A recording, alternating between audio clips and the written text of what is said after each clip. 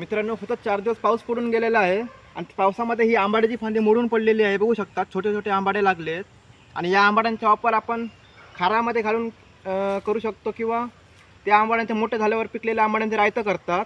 आणि ते आंबाडे ते बघा, बघू शकता, झाडावरती लागलेले आहेत. आणि आता ते मी काढणार आहे.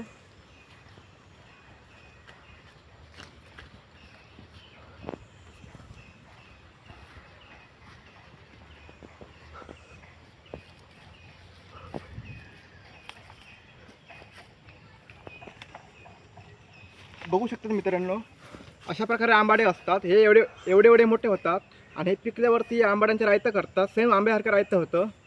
आणि हे आंबाडे आपण आता खारामध्ये घालू शकतो. आणि जेवणाबरोबर याला आपण तोंडाला घेऊ शकतो. बघा, अशा प्रकारे आंबाडे असतात.